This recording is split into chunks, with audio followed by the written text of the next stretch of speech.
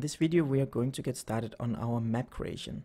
But before we start, I would like to remind you that I have a keyboard giveaway in this month, and this is October 2017, so if you're watching this later, the giveaway has already happened. But if you're watching this in October, you can click the link in the description below to find out more about how you can enter that giveaway contest.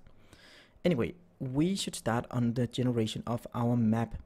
And before we do that, I would like to create a prefab of my enemy. So if you haven't done that already, I would like you to take the enemy and drag it into the prefab folder so that we have the enemy prefab.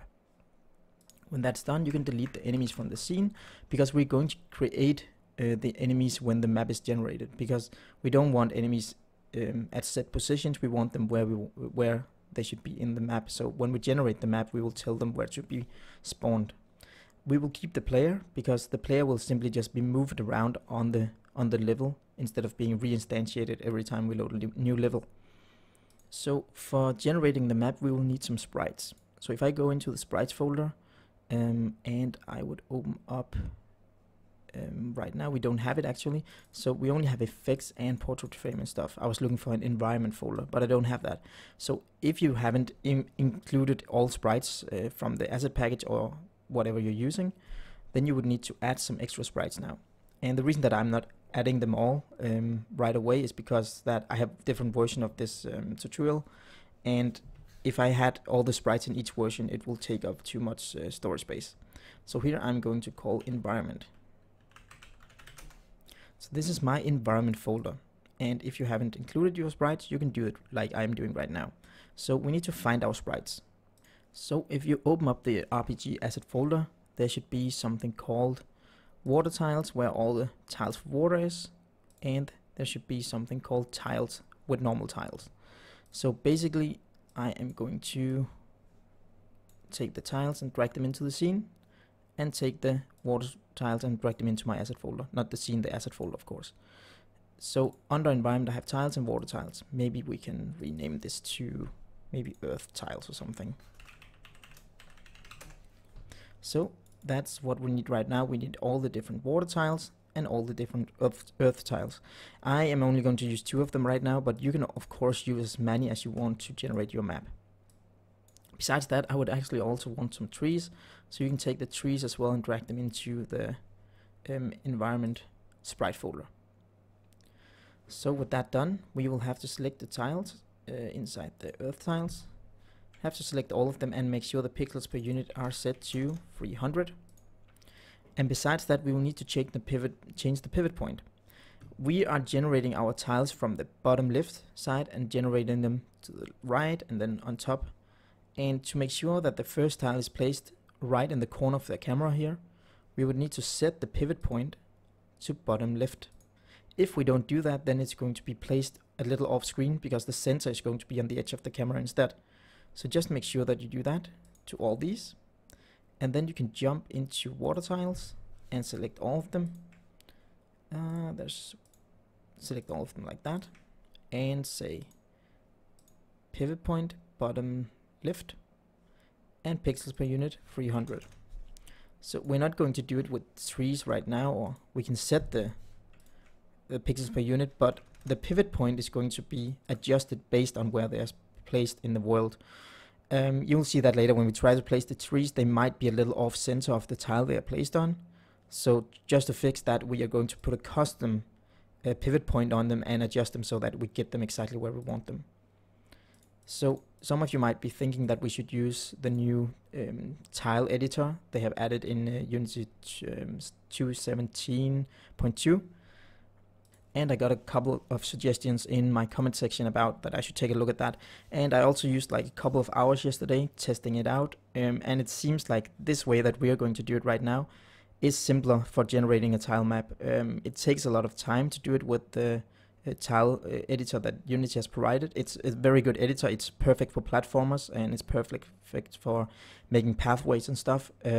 But for what we are going to do with the water tiles, it's going to take quite a while for us to generate it, because our water tiles, if we look at them right here, we have 21 of them, and there are so many different variations of them, and these needs to be placed on top of the others.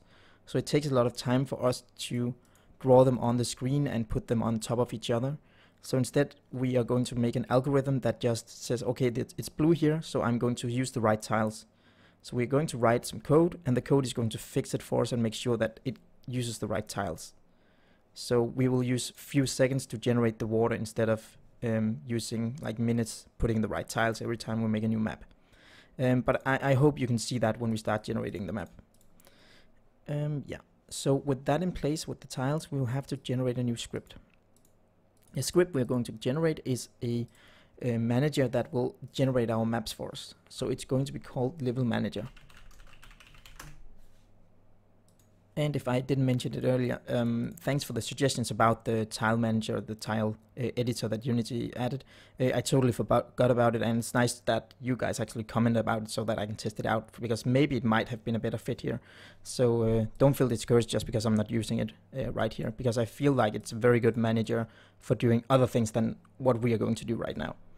So the level manager here is going to make sure that we can place our tiles in our level. So our levels are going to be based on a grid of just pixels, right? So because we're going to do that, we have to make a private texture 2D, not 23D, but 2D. And it's going to be, let's make it into an array called map data. So the reason that we have an array is because I would like to be able to generate more layers. So we generate our tiles, which is our grass. And on top of the grass, we will have to add our skeletons and our trees and whatever we're going to place in the world. So that's why we want an array for different layers of the map, so we don't draw everything on top of each other. So let's field. There we go. So also we could use one layer, but then we will have to decide what kind of tile there has to be under our tree. But imagine if we have more tiles like snow or something, we would like to just be able to place that tree in the snow regardless of what it's under it, right? So that's why it will be very good to have more maps on top of each other. Basically, we can already generate this map. So you can open up Paint, you can open up Photoshop or whatever you have. I'm going to open up Photoshop. And in here, I'm going to create a new canvas, and it's going to be 30 times 30 pixels. So you can make it larger, smaller, it doesn't really matter. It's totally up to you what size you want. So 30 times 30, I'm going to zoom in on it. And right now I would like to put some kind of green color on it. So let's just use this. It doesn't matter what green color you're using. We're just going to copy that color and use it in Unity, and you'll see in a minute why. So this is my green color, and I'm going to say File, Save As, and then I'll have to find the right location. So right now my location of my RPG game is right here. So you're going to find the asset folder of the game you're working on right now, and then you're going to go into assets, and you're going to make a new folder, call it maps, and inside that folder you're going to save this file, call it map layer 1, and save it as a PNG file. And then you save and click OK. And of course you can do this in Paint if you want to as well. When that is done, Unity is going to load it, and then I have the maps, and I have my map layer 1 here. So one thing we have to do here is to change the settings of the texture type of this, because Unity needs to be able to read all the data on this texture and get the pixels out, and based on those pixels it needs to place a tile in here in our game. So right now the texture type is Sprite 2D in UI. It doesn't need to be that, it should be a default type. And then we have to open up the advanced tab right here. If it's closed, you need to open it up. And there's one called Read Write Enabled. And right now nothing is enabled on it, so we can't get the pixels out of it. So we need to set this little tick here. If you forget to set that tick, you'll get a warning or an error actually when you try to read the map. And then you click Apply. So you will have to do this every time you add a new map to your game. You'll have to check that this one is checked. If it's not checked, well, then it's not going to work what we are going to do. With that done, you need to open up the script again. So basically, we should generate a new script for what we're doing now, but I would like to keep it in the same file because it's easier for us to manage though. So basically, underneath, outside the scope, you can see the classes here. It has a scope that starts here, and an end scope here. Underneath here, we can make another class called map element. So you can also just generate a new file if you want to, but I'm just going to keep it in the level manager because they're very closely related, these two. They're only used together. So usually it's not super practice to do this though, but whatever. We have our map element, and this map element needs to be serializable. So serializable, can't spell it though. And then up here you have to say using system, or actually I think it's maybe just using system, and if I could spell serializable correctly then it would work, I guess. So let's try to do that.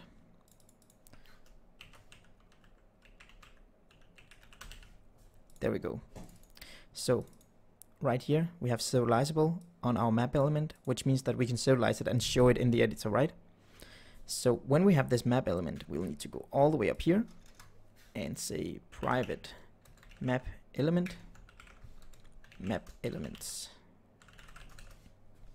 So these are going to be our map elements. And what's a map element? Well, a map element is a tile. It can be a water tile, a stone, a grass tile, some sand, or whatever. It's a tile that we need to place in our world.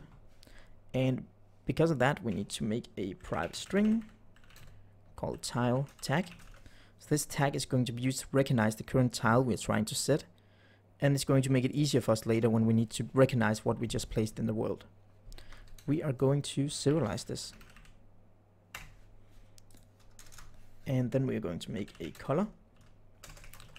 So the color is used for placing the tile. Remember, we created this and we have a color here, and this color has a hex value here. And based on that value, we are going to place something in the world. So Unity is going to read this map for us. It's going to look at each pixel and return the color.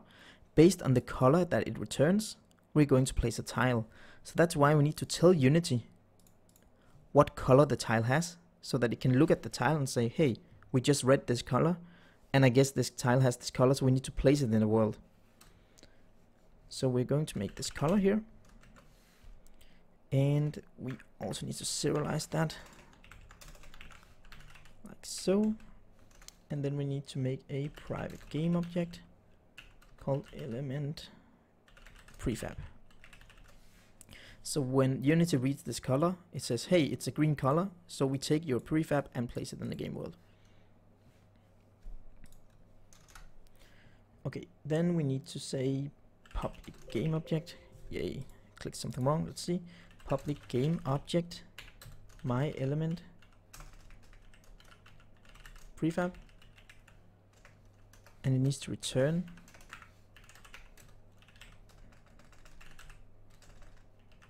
I need to get, of course, get return element prefab, like that. And we need to do the same for the color. Actually, we can just do like that, Control RE, and then we can get return color, and we need to call it my color just so there's no confusion. And if you can't right click and say encapsulate field, quick action and encapsulate field, you can just write that yourself.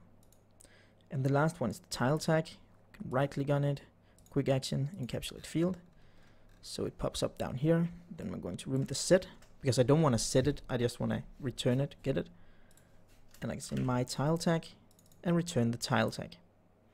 Okay, so our element looks like this. We have a tile tag, a color, and an element prefab, which is also serialized. Then we have a property to access each and every one of them, right? So 3 properties that has a get on it to return this. So that's our map element. So we need to go back up to the top, and here we have to make a sprite. So let's make a private sprite. And we need to call it default sprite. So why do we need default sprite? Well, our default sprite is basically a ruler for the size of all tiles in our game, right? So this sprite here, you can call it default tile though. We're going to use the sprite to measure how much space there needs to be between our tiles. because we have the width and the height of this tile, and we're going to use it to place the next tile. So first tile is 0.0 and the next one is 0.1, but we need the width of the tile so that we can place the tiles right next to each other. And this is what this one is going to be used for. Okay. Besides that, we need our starting point in our world before we can place something. And I would like to place my world based on the camera. So the camera's bottom left corner, no matter where the camera is in our scene, the first tile is going to be placed here. And then later we can always move the camera. But we're going to place our tiles based on the camera so that we always know where to start our map. So how do we do that? Well, we need to get the world start position. So we can make a private property with a vector 3 called world start position. Start pose, that's fine. And in here I'm going to return the camera dot main screen to world point, new vector 3 0.0. Okay, so what is this? Well, if we look at the camera, this can you see this this square here? That's the camera. 0.0 is this corner, and 0.1 is this corner, 1.1 is this corner over here, and 1.0 is this corner down here. Okay, so based on these 0.1 and 1.0, we need to get the bottom left corner, which is 0.0. And if we take 0.0 and use the screen to world point, then we get the world position of the main camera's bottom left corner. So we get the world position here so that we can spawn a tile here. Okay, so this line gets the world position of the camera, and it's exactly the same. If I move my camera up here, then I'm going to get this position up here instead in the world, so that I will always be able to see my tile map when I start the game. Okay, so let's try to spawn a tile. I know this video is going to get a little long, but I would like to spawn a tile before we move on to the next video, so that we get this concluded here. So let's go to Unity and let's create our new UI, or not UI, our new what's called level manager. Because I read UI on the screen, so I thought that was it. So as you can see, we have 3 managers here, and I would like them not to be shown in the hierarchy like this. So just create a new empty game object and call it managers. And then I'm going to take all my managers and put them as child object of managers, so I can always hide them like this. So I take my level manager and add the new level manager script to it. And then you can see I have something called map data. So my map data right now is going to be 1. Later it's going to be 2 when we're going to place trees. But I only want to place one type of tile right now, so let's just leave it at 1. Like so. So right now there's nothing shown here, and that's because we forgot to serialize our map elements. So you need to take and serialize the field of map elements and save. And now when you jump back to Unity, it will show a default tile also and a map element, like so. So the default tile is going to be any tile in your game that has the right size. So you can go to Sprites, Environment, and Earth tiles, and I'm simply going to take the grass tile one. You're not going to use the bush, it's a little too high. So we need to use this grass tile here. So select the level manager and take the grass tile and move it to default sprite. So this grass tile one is the default tile. Okay, right now we only have 1 tile in our game, because remember we made 1 green color here and we can only place 1 tile. So let's just change the size to 1 and press enter. And then we open up the element. So the tile tag here is grass 1. So this is my default grass, the first one, called grass tile 1. You decide which one you're going to use. Actually, I like grass tile 2 better.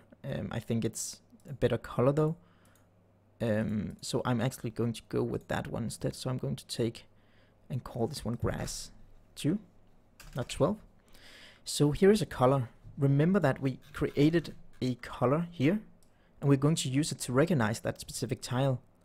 So you need to go to your paint program, your Photoshop program, or whatever program you just drew your map in, and you need to open up the color that you selected for the whole map and take the hex value and copy it, this value down here. You can also copy paste this value I have if you want to, and paint the same color here. So I'm going to copy that color and select the color and paste it in Unity, so that this color right here in my inspector matches the color on the actual map, so that we can compare them. Besides that, I need a prefab. So right now I don't have a prefab for my grass tile. So I'm going to take the grass tile and pull it into Unity, go to prefab folder and drag it down here and delete it from my scene.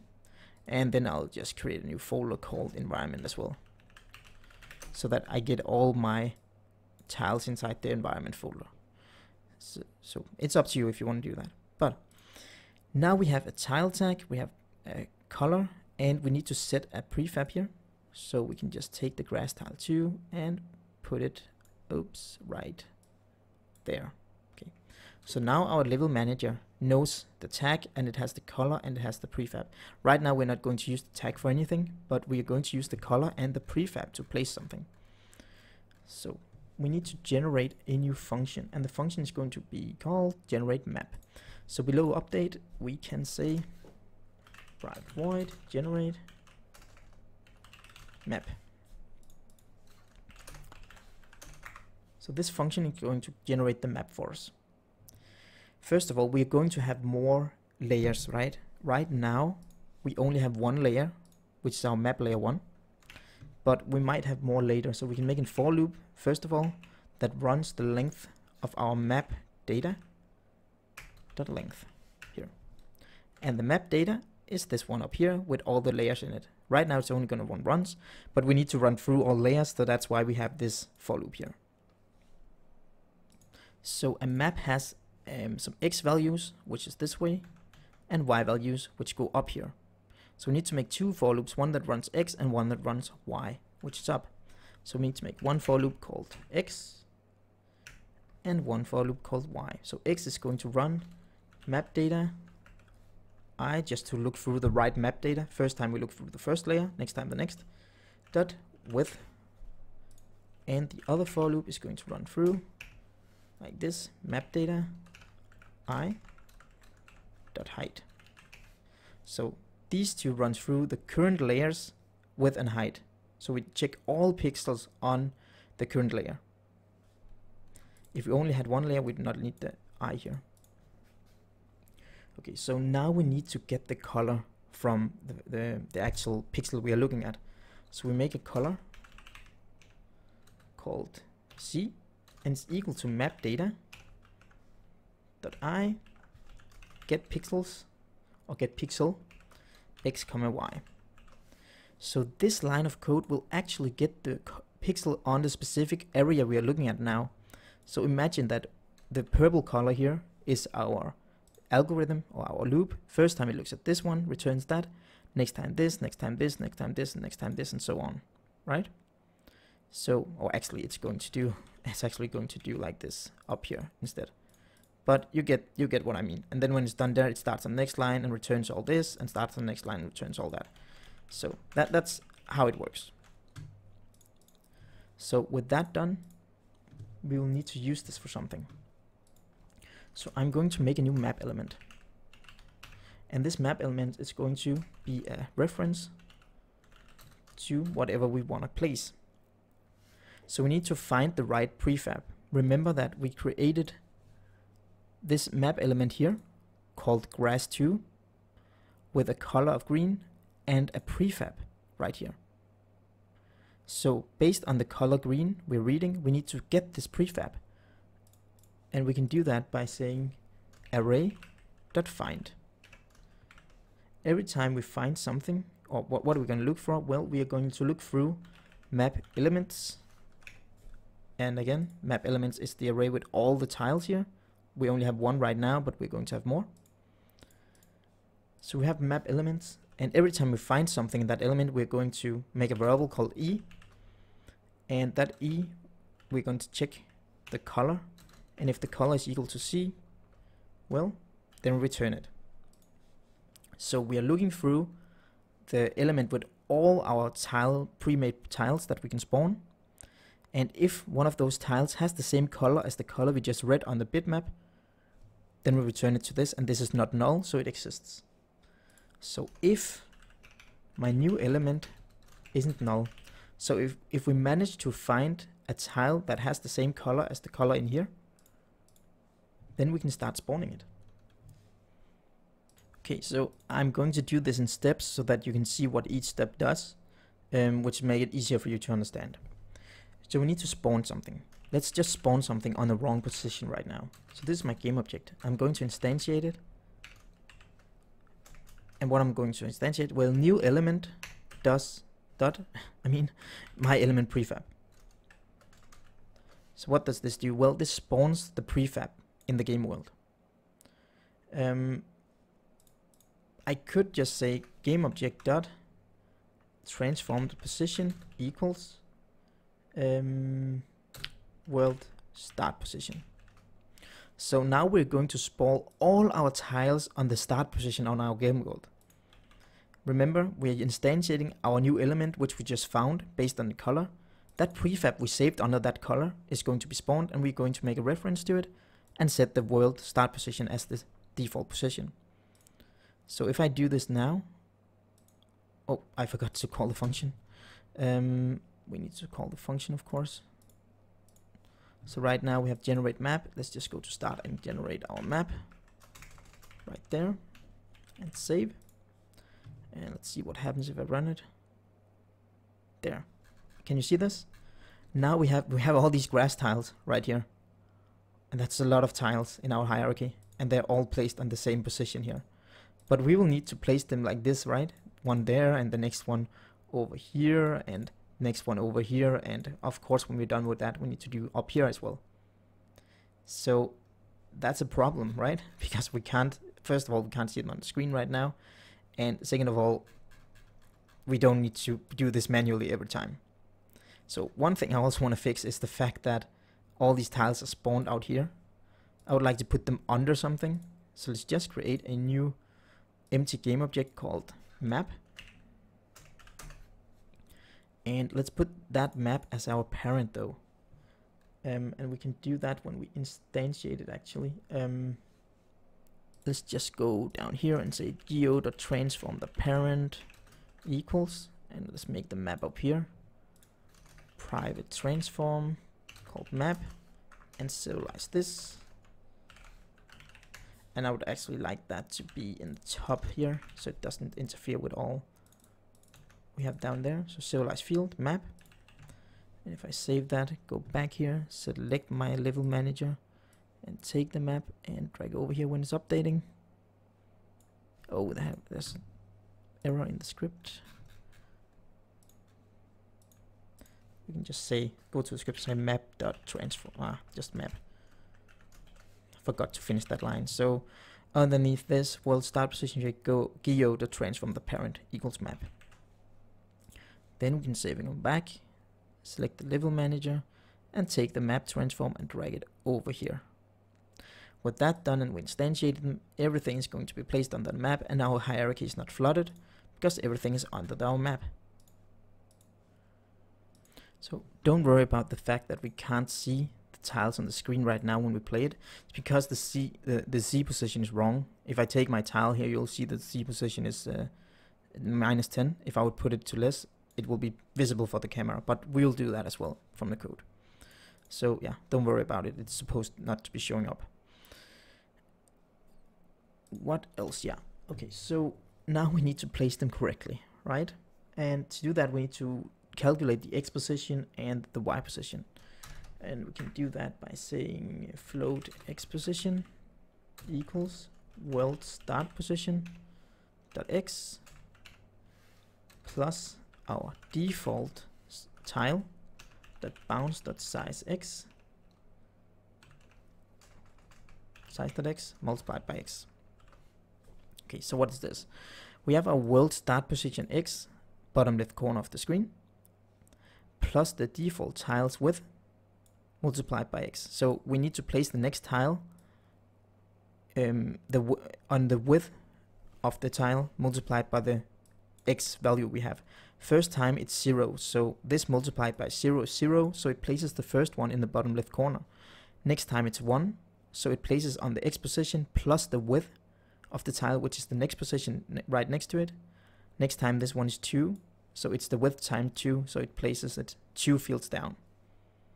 So if it doesn't make sense, you can see it right here, right? So first time it places it here. Next time x is 1, so it's placed here with this width. Next time x is 2, so it multiplies with the width 2 times, so it places it over here, and so on. That's exactly what happens. So with this done, we have our x position. We need to copy paste this one and call it y position and replace all the x's with a y instead. Like that and like that. So now that we have the y position, we can actually use it down here. So instead of using the world start position, we can say new vector2 xpos dot ypos. There we go. So now we're setting the position correctly, and that means we can go into our game and play it. And now we have a tile map.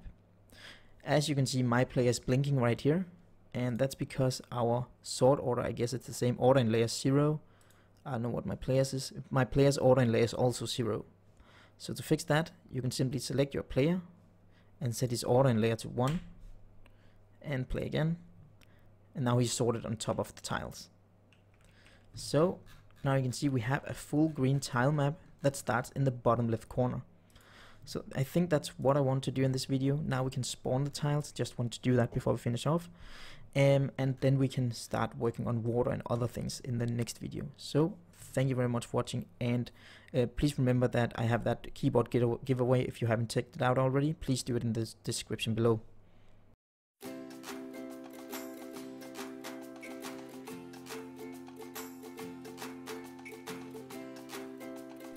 Thanks for watching my video. Please remember that InScope Studios is a community founded page, so please consider clicking the support link on the screen to see how you can support me and get something back in return.